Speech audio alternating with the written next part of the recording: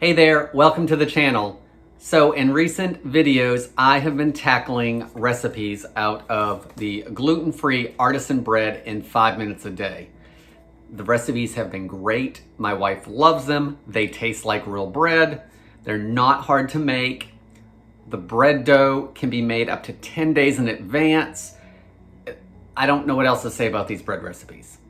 Now I'm starting to dive into recipes that I've not made before, but I think we're gonna share them anyway, so you can see my mistakes and see how they come out, and we can see how it works together.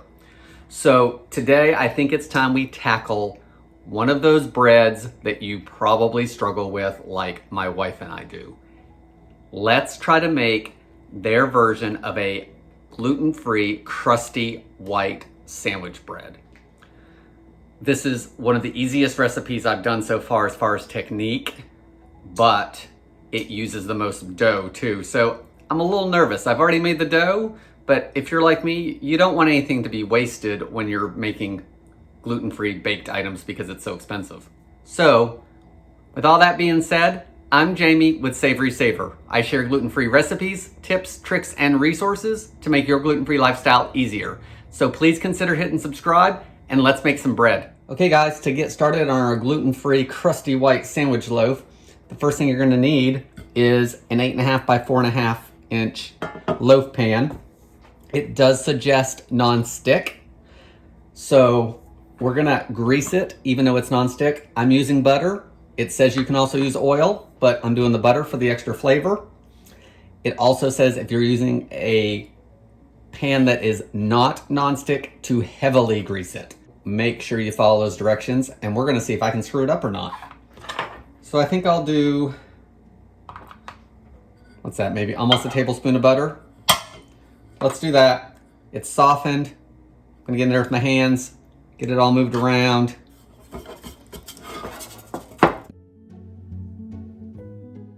Okay, so we've got this all buttered, and now it's time to get our dough in there. This is the dough I've been using that I mixed up 10 days ago. This is the last day of it. And this recipe uses 2 pounds of the pre-made dough. So the book says it's about the size of a cantaloupe. I think that depends what kind of cantaloupe you have, because if you're from the South and get the Athenan ones in the summer, they are way more than 2 pounds. So I did weigh this out earlier. So I'm gonna use wet hands so it doesn't stick as much. That actually came out pretty good. And then it says to smooth the top with water. So I think what I'm gonna do is wet my hands again to get this dough off, and then we'll pat it down and I'll try to shape it a little bit into a rounded loaf shape. All right, so let's push this out. I'm trying to be a little gentle with it.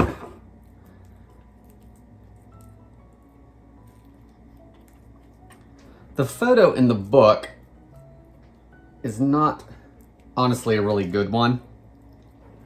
It shows the dough about halfway up the pan, which it looks like what I'm gonna get, but it also showed that it rises just up over the top of the pan, and that has not been my experience with gluten-free doughs, so I'm kind of excited to see if it actually does that. The other thing with this is this rests for a long time. If you watched the bread bowl video, you know that we rested that dough for about an hour. This one is gonna rest for an hour and a half. The other thing with this bread is it bakes a little differently.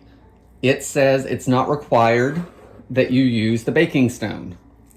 I am gonna use the baking stone because it's already in the oven and it's already gonna be hot when I bake this, so I'm gonna use it. The third thing is this bakes a little lower in temperature. It bakes at 425 instead of 450 like the other breads I have baked so far.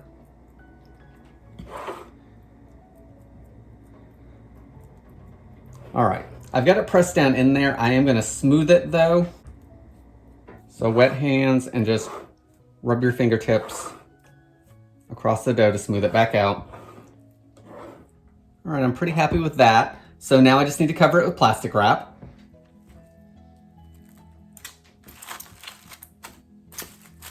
All right, guys, this is loosely covered with plastic wrap. We're gonna let it rest for 90 minutes. And then there's a couple more things we need to do, and we will get it into the oven, and we'll check out this crusty white sandwich loaf. So our dough has been resting for 90 minutes.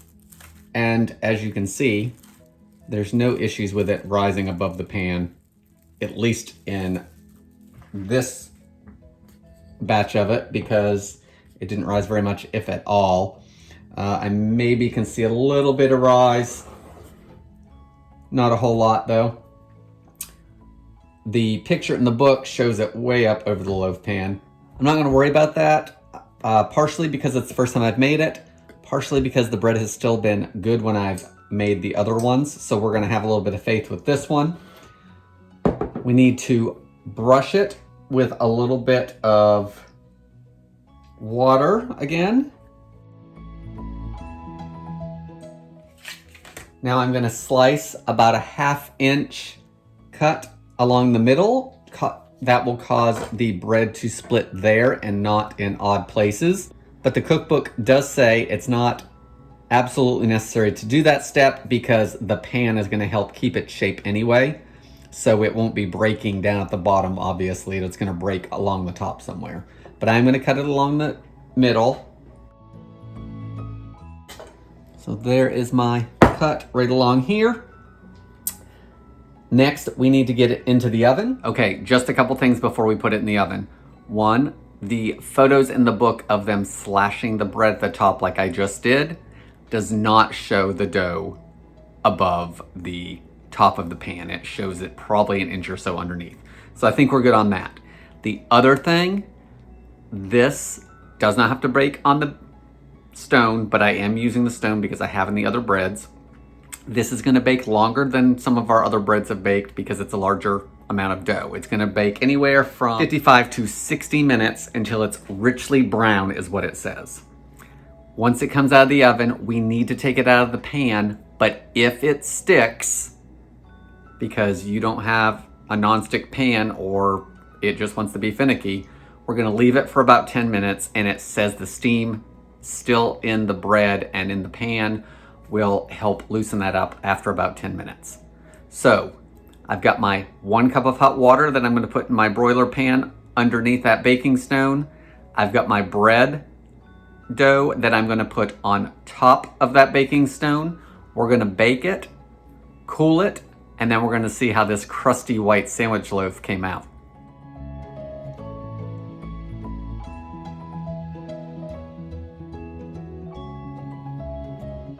So the timer just went off on our gluten-free crusty white sandwich loaf. So let's take it out of the oven, take a quick look at it, and let it cool. So guys, there's our loaf, and it is sizzling and talking and all sorts of stuff. It is nice and golden, and when I lifted it up, I could hear it drop. So I shouldn't have any problems getting it out of this pan. I'm gonna get it on the cooling rack. We are gonna let this cool totally before we cut into it to make sure those slices come out as even as we can get them. So let's let this cool, and I'll be back as soon as I can to give it a taste. So I've let the bread cool for about 3.5 hours or so. So let's take a look at it. So it did actually rise a little bit from what it was in the pan originally. Not a whole lot. It was just barely at the top of the pan, at the highest point of the bread. The slice I made across the top wasn't very deep, and you can barely tell it's there, but it is there. So it is a little, like, you can tell it's gluten-free here because gluten bread, of course, wouldn't have these little pieces here. That would all be part of the bread, so that's not very typical of gluten breads. It browned up nicely. You can hear how crusty it is on the top. The bottom's a little odd looking, partially because like it's not pressed down flat and it just doesn't have the gluten, so it doesn't have that elasticity.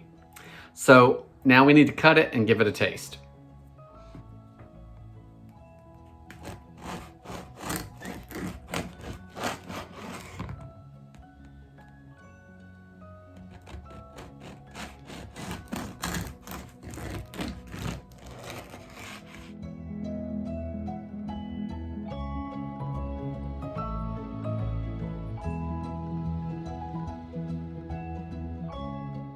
So here's the bread, and it's got some good holes in it from the yeast.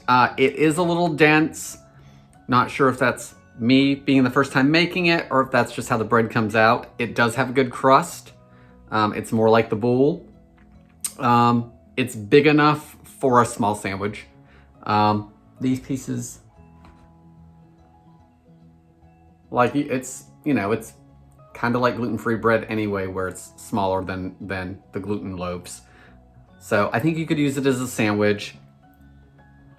My one concern would be, how long can we leave it out? Do we need to freeze it today? Do we need to freeze it tomorrow? The other thing is, once it's thawed, how is it on a sandwich? Is it like all those other gluten-free breads where if you don't toast it, it doesn't taste good? So let's just give it a taste for today anyway. It is a little dense, but the taste, I've liked all of these breads. I mean, dense or not, one of the big things that I'd rather focus on is taste, because hopefully the denseness is something I can work on technique-wise. I really like the taste. I would be very happy having this as toast.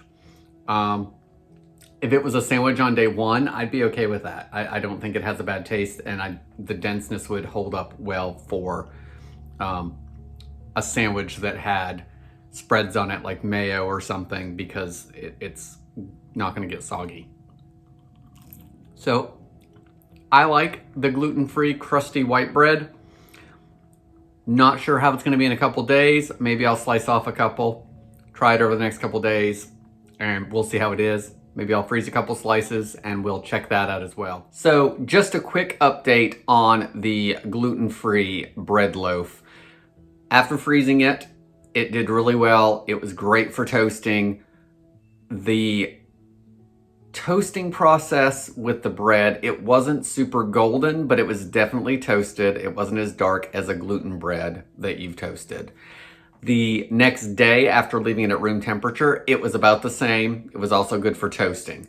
So I think this is gonna be one of those breads that is really good for sandwiches if they're toasted or if you're just having toast. I'm still not sold on them being great for cold sandwiches the next day, but I think with gluten-free breads, that's always gonna be a work in process. Guys, that's all I have for today's video. Please leave any comments below. Let me know that you liked it or not. Thank you again for watching, and I hope to see you on the next video.